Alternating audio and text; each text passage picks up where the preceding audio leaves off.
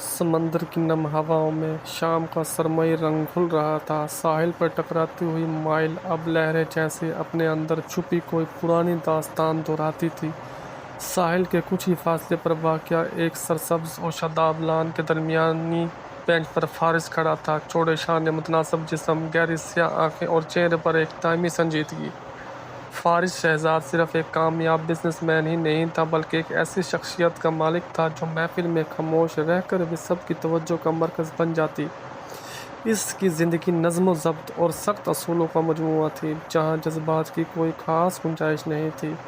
मगर आज इसकी खामोश और संजीदा आंखों में एक अजीब सा अस्तराब था। फारिस, तुम यहाँ अकेले क्या सोच रहे हो?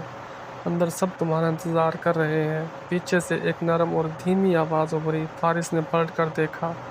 साहिल पर चमकती मध्यम रोशनी में जोया खड़ी थी, सफ़ेद और फ़िरोज़ी रंग के नफीस लिबास में।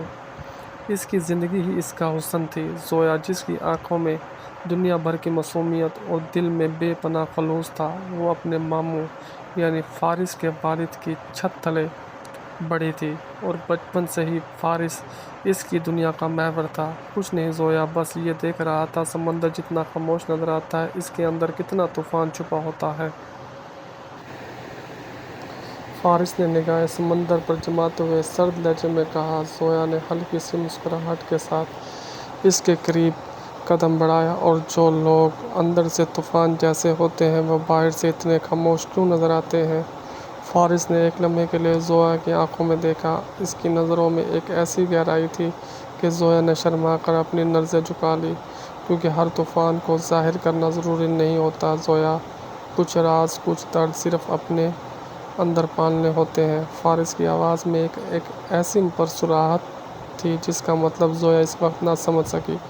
शाह-विलास में आज एक ख़ास खुशी का दिन था, फारिस और जोया की मंगनी का दिन। फारिस के वालिद शहजाद साहब और जोया की ममानी ने सालों पहले ये ख्वाब देखा था कि ये दोनों एक होंगे। जोया के लिए ये दिन किसी हसीन ख्वाब की ताबीर से कम नहीं था, मगर फारिस का दिल जैसे इस पूरी महफिल से दूर कहीं और अटका हुआ था।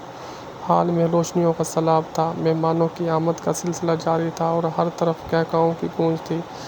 जब मंगनी की अंगूठी बदलने का वक्त आया तो जोया का दिल खुशी से धड़क रहा था।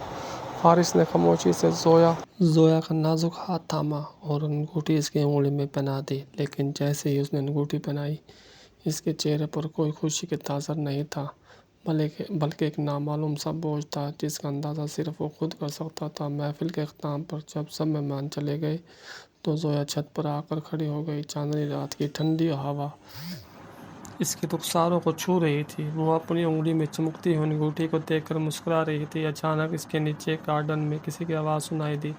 इसने झुककर देखा तो फारिस किसी से फ़ोन पर बात कर रहा था। इसकी आवाज़ में वो रवायती संजीदगी नहीं थी, बल्कि एक शदीद बेचैनी और गुस्सा था। मैंने तुमसे कहा था ना कि दोबारा इस शहर में वापस मत आना। तुम मेरी ज़िंदगी का वो बाब हो जिसे मैं बंद कर चुका हूँ।